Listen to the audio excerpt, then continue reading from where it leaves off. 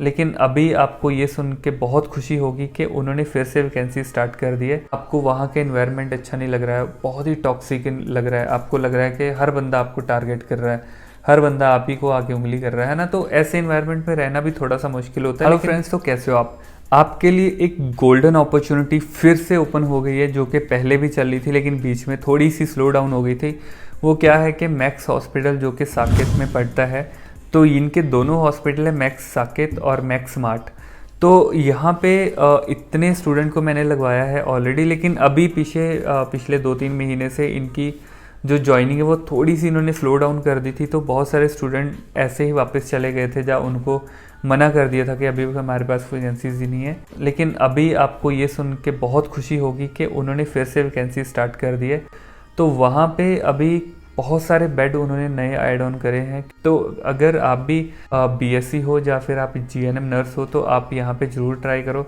इनके बहुत सारे स्टाफ छोड़ के भी गए हैं, किसी की गवर्नमेंट जॉब लग गई है, कोई अब्रॉड चला गया है, कोई कहीं चला गया और कोई वैसे ही मतलब 1-2 साल करके अपना छोड़ दिया है। तो अगर आप भी उनमें से हो जो कि चाहते हो कि मैक्स हॉस्पिटल में जाए, क्योंकि एक मैक्स ही ऐसा हॉस्पिटल है जो आपको सबसे ज़्यादा सैलरी देता है। तो एक बीएससी नर्सिंग स्टाफ को वो 27,000 तक सैलरी दे रहा है। तो 27,000 सैलरी आपके लिए बहुत इनफ अमाउंट है। लेकिन एक चीज़ मैं आपको पहले ज़रूर बता दूं कि जो मैक्स हॉस्पिटल है, आप जाना चाहते हो जाओ। तो मैं खुद चाहता हूं कि आप लोग मैक्स में जाओ, अच्छी सैलरी कमाओ कि और अच्छा एक्सपीरियंस लो इस पे। ये सारी चीज़ें एक साइड पे है, लेकिन एक चीज़ आपकी सबसे जो टॉप पे आपको रखनी होती है वो होती है आपकी मेंटल हेल्थ। अगर आपकी मेंटल हेल्थ सही नहीं है वहाँ पे, या आपको वहाँ का एनवायरनमेंट अच्छा नहीं लग रहा है, बहुत ही टॉक्सिक लग रहा है, आपको लग रहा है कि हर बंदा आपको टारगेट कर रहा है, हर बंदा आप ही को आगे उंगली कर रहा है ना। तो ऐसे एनवायरनमेंट में रहना भी थोड़ा सा मुश्किल होता है। लेकिन अपने सुपीरियर्स के साथ, अपने सीनियर्स के साथ अच्छे से बना के रखो, सबके साथ अपना अच्छा बिहेव रखो, तो सब आपको लाइक करेंगे। अपना ऐसा बिहेव रखो कि हर बंदा आपको लाइक करे, आपको कोई भी हेट ना करे। अगर आप सबकी नज़रों में ऐसे बन जाओगे या ऐसे बन के आ जाओगे तो डेफिनेटली हर बंदा आपको टारगेट करेगा। तो वहाँ पे आपके दिमाग में बस एक ही चीज़ रहेगी कि यार ये तो बेकार है, यहाँ पे तो बहुत ही ज़्यादा रेसिज्म है, यहाँ पे बहुत ही ज़्यादा साउथ इंडियन को अच्छा मानते हैं, नॉर्थ को अच्छा नहीं मानते। लेकिन ऐसा कुछ नहीं है। वहाँ पे इतने बंदे हैं जो मतलब राजस्थान के लड़के हैं, लड़कियाँ हैं, या फिर मणिपुर के लड़के लड़कियाँ हैं, या फिर इधर दिल्ली के लड़के लड़कियाँ हैं जो कि सुपरवाइज़र पोस्ट पे काम कर रहे हैं। तो वो काम क्यों कर रहे हैं? क्योंकि उनके अंदर कैपेबिलिटी होती है, और जिसके अंदर कैपेबिलिटी नहीं होती वो बस सबको ताने मारने में रहता है कि यार यहाँ पे तो ऐसा है, यहाँ पे तो हमें आगे ही नहीं आने देते हैं, या मतलब बहुत सारी चीज़ें आप बोलते हो। कुछ जगह पे मैं ये नहीं बोल रहा हूँ कि ये चीज़ बिल्कुल ही गलत है, लेकिन हाँ कुछ जगह पे हम मानते हैं। कई बार होता है कि आपको ज़्यादा टारगेट किया जाता है। इसका मतलब ये नहीं है कि आपको बिल्कुल ही पीछे कर दिया जाता है, क्योंकि आपके बहुत सारे सीनियर्स, आपके टीएल या फिर आपके सुपरवाइज़र भी इवन इधर नॉर्थ इंडियन ही होते हैं। तो ऐसा मेरे हिसाब से तो नहीं है। मैंने जितना भी देखा है, जिस बंदे के अंदर क्वालिटीज़ होती हैं, जिसके अंदर इतनी कैपेबिलिटी होती है, तो उसी को ही पोस्ट मिलती है, दूसरों को नहीं मिलती है। तो बस यही एक चीज़ आपको दिमाग में रखनी है। अगर आपको 20 साल का एक्सपीरियंस है और एक बंदे को 5 साल का एक्सपीरियंस है, लेकिन उसके अंदर वो सारी चीज़ें हैं जो कि एक सुपरवाइज़र या फिर एक टीएल बनने में है, लेकिन एक तरफ ऐसा बंदा है जिसको 20 साल का एक्सपीरियंस है और वो कोई भी उनके अंदर वो गुण नहीं है जो कि एक सुपरवाइज़र या टीएल में होने चाहिए, तो वो चाहे 20 साल से भी ज़्यादा बनवास काट ले, फिर भी वो एक स्टाफ नर्स या फिर एक सीनियर नर्स ही रहेगा। वो कभी टीएल या फिर कभी सुपरवाइज़र नहीं बन पाएगा। तो इसलिए कभी ये मत सोचो कि आपको पीछे कर रहे हैं। हो सकता है शायद आपके अंदर वो चीज़ ना हो और आपको वो चीज़ें इम्प्रूव करनी पड़े, है ना। तो अगर ऐसा हो तो फिर वहाँ पे लोग काम ही ना करें। कुछ मैंने ऐसे स्टूडेंट देखे हैं जो मतलब 5-5, 6-6, 7-7 साल से काम कर रहे हैं, कुछ बंदे 10-10 साल से काम कर रहे हैं। तो वो क्यों कर रहे हैं? क्योंकि ऑब्वियसली उनको कुछ दिखता है वहाँ पे कुछ अच्छा है, तो इसलिए वो कर रहे हैं। बाकी 6 मंथ आप कहीं भी निकाल लेते हो, चाहे मैक्स में, फोर्टिस में, कहीं भी आपको पहला, दूसरा और तीसरा मंथ बहुत ही बेकार लगता है और आपको ऐसा लगता है साला मैं कैसे फंस गया यार, मैं कैसे निकलूँ यहाँ से। तो लेकिन एक चीज़ मैं आपको बता दूँ, जैसे ही आपके 6 मंथ कंप्लीट हो गए ना, तो 50% आपके दिमाग में यही बैठ जाएगा कि अब नहीं जाना मुझे, आधा रास्ता मैंने क्रॉस कर लिया है, आधा मेरा और है, मतलब 6 महीने मेरे और है, मैं वो भी ऐसे ही निकल जाएंगे। और उसके बाद 1 साल, 2 साल, 3 साल कैसे निकलेंगे आपको पता भी नहीं चलेगा। इसलिए ये वीडियो मेरा बनाने का मेन मकसद यही है कि आपको जस्ट मैं एक मैथ्स के बारे में बता रहा हूँ कि कुछ स्टूडेंट ने बहुत ही हवा सा बना दिया ये कि मैथ्स में बहुत ज़्यादा काम है, मैथ्स में ऐसे है, मत जाओ मैथ्स में। लेकिन मैथ्स का जो एक्सपीरियंस है वो बहुत ही अच्छा है, मैंने भी काम करा हुआ है वहाँ पे। ऐसा कुछ नहीं है, मेरे साथ तो सारे ही अच्छे थे, मुझे भी 1 साल का एक्सपीरियंस था, लेकिन मेरे साथ सारे ही बहुत अच्छे थे क्योंकि मैं ही सबके साथ बहुत अच्छा था। तो अगर आप भी बहुत अच्छे रहोगे, सबके साथ बना के रखोगे, तो आप सबकी नज़रों में रहोगे अच्छे बन के। लेकिन वही अगर आप थोड़े इंट्रोवर्ट टाइप के बंदे हो, आप किसी से बात ही नहीं करते हो, आप अपने सीनियर्स को बुलाते ही नहीं हो, आप जाके किसी को गुड मॉर्निंग तक नहीं बोलते हो, आप किसी से जाके हंस के बात ही नहीं करते हो, तो बंदा क्या ही आपके बारे में सोचेगा। और वो तो ऑब्वियसली बोलेगा अरे ये तो ऐसे ही यार, छोड़ो इसको। तो जब आपकी कोई साइड लेने वाला ही नहीं है, आपने कभी किसी से बना के नहीं रखी, आपकी कोई साइड लेने वाला ही नहीं है, तो वहाँ पे तो डेफिनेटली आपको टारगेट होना ही होना है, क्योंकि आपकी कोई साइड नहीं ले रहा और आप अकेले हो और सारी दुनिया एक साइड पे है। तो इसलिए आपको दुनिया के साथ मिक्स होके चलना होता है। डिपार्टमेंट आपका एक है, एक डिपार्टमेंट के अंदर आपको अपने परिवार की तरह रहना होता है। आप अपने परिवार में रहते हो तो आप सबसे बातें करते हो, है ना, अपने मम्मी से, पापा से, भाई बहन, दादा दादी, चाचा चाची, सबके साथ आप बना के रखते हो। लेकिन वही अगर आप अपने परिवार में ही आपकी किसी के साथ बनी नहीं रही है, आप एक अपनी मम्मी के साथ आपकी बनती है और आपको कोई अच्छा नहीं मानता है, तो ऑब्वियसली जब आप कोई इतनी सी भी मिस्टेक करोगे तो इतनी बड़ी वो बना देंगे सब, क्योंकि आप उनके फेवर में ही नहीं हो, आप उनके जैसे हो ही नहीं, या फिर वो आपको लाइक ही नहीं करते। तो आपकी इतनी सी चीज़ को इतनी बड़ी बनाने में वो 2 मिनट नहीं लगाते। लेकिन वही अगर आप सबके चहेते हो, आप सबके साथ इतनी बना के रखते हो कि मतलब हर बंदा आपको इतना पसंद करता है, बोले अरे यार ये बंदा आना चाहिए। जैसे अगर पार्टी में जाओ तो वो बोलेगा यार इसको पहले बुलाओ फिर पार्टी करेंगे, इसके बिना पार्टी में मज़ा नहीं आ रहेगा। तो अगर आप ऐसे बन के रहो ना, तो हर आपकी इतनी बड़ी गलती ना इतनी सी कर देंगे आपके सीनियर्स, आपके कलीग, आपके टीएल और आपके सुपरवाइज़र।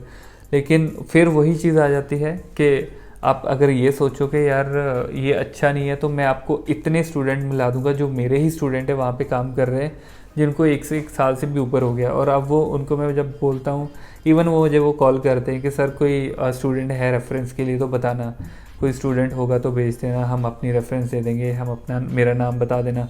तो मैं उनको पूछता हूँ कि यार तुम लोग छोड़ क्यों नहीं रहे हो, तुम लोगों के 1 साल हो गया, 2 साल हो गए, चेंज कर लो। तो वो बोलते हैं नहीं नहीं सर, यहाँ पे तुम मज़े बड़े हैं यार। तो अगर 10 बंदों को मज़े आ रहे हैं और 2 बंदों को नहीं आ रहे, तो इसका मतलब क्या है, वो 2 बंदे गलत है या वो 10 बंदे गलत है। तो थोड़ा सा ना आपको इस चीज़ के बारे में भी सोचना है। मैं ये नहीं बोल रहा हूँ कि आप गलत हो, मैं ये भी नहीं बोल रहा हूँ कि हॉस्पिटल सही नहीं है, मैं ये भी नहीं बोल रहा हूँ कि आपको वहीं पे ही जाना चाहिए, आप कहीं भी जा सकते हो, आपकी मर्ज़ी है, आपकी ज़िंदगी है, आपको कहीं भी जाना है, कहीं भी आप काम करो। लेकिन एक ही चीज़ दिमाग में रखो कि अगर आपने कोई हॉस्पिटल ज्वाइन करा ना, वहाँ से भागो मत। एक कायरो की तरह वहाँ से भागने का कोई फ़ायदा नहीं है, वहाँ पे रुको, हालातों को समझो।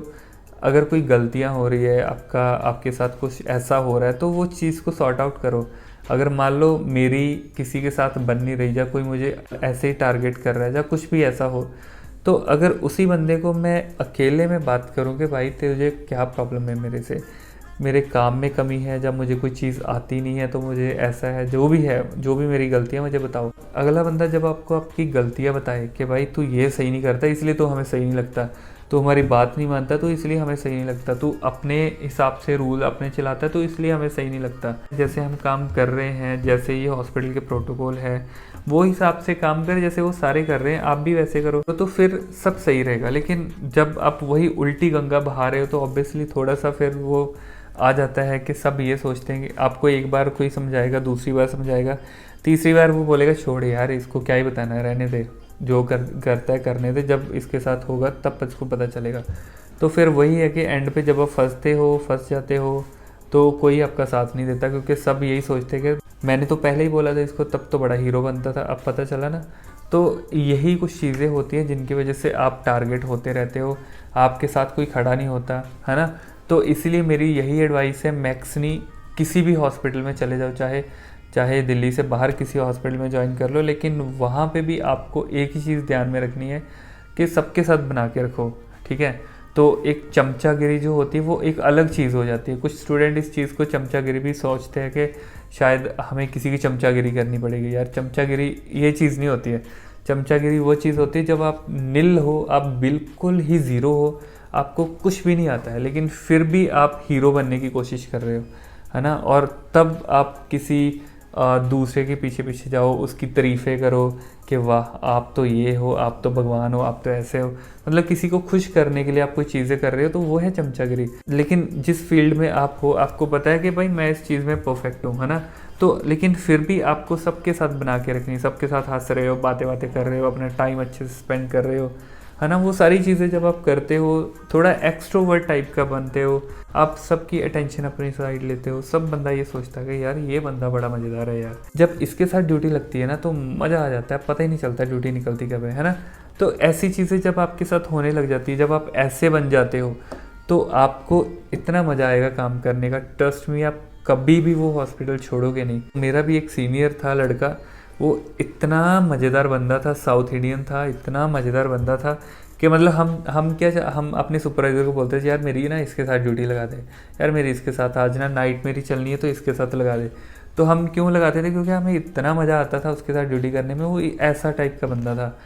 तो आपको भी ऐसे ही बन के रहना है कि लोग आपसे बात करने के लिए तरसे, उनको हो यार मैं इसके साथ काम करूँगा, यार इसके साथ ड्यूटी करते बड़ा मज़ा आता है। तो अगर आप भी ऐसे बन के रहोगे तो सब आपकी तरफ अट्रैक्ट होगे, सब आपको लाइक करेंगे।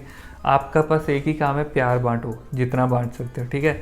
तो बस इतना लेक्चर बहुत है आज के लिए। तो मुझे लगता है मैं ज़्यादा ही डीप चला गया। तो ओवरऑल जो मैं वीडियो मेन बनानी थी यही थी कि वैकेंसीज़ है, ठीक है, मैक्स में वैकेंसीज़ है, आप जाओ, मैक्स में इंटरव्यू दो, अच्छी सैलरी पाओ और आराम से वहाँ पे जॉब करो।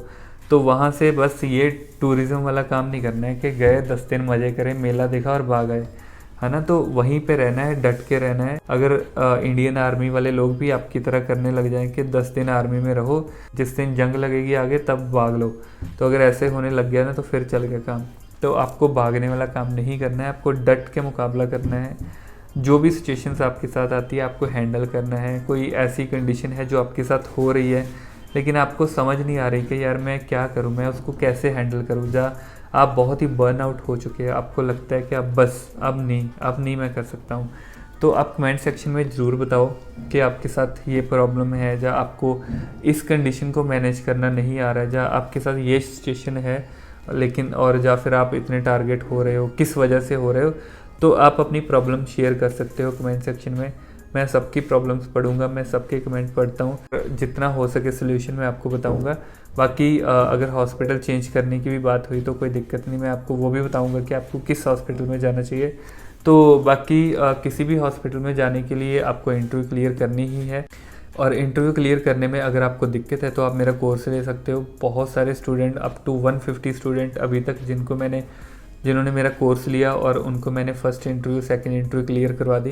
तो अगर आपको भी चाहते हो कि मेरी भी इंटरव्यू मैक्स में क्लियर हो जाए, आराम से मैं इंटरव्यू दूँ, क्लियर हो और वहाँ पे काम करूँ, तो उनके सारे क्वेश्चन पेपर मेरे पास A, B और C सारे ही हैं।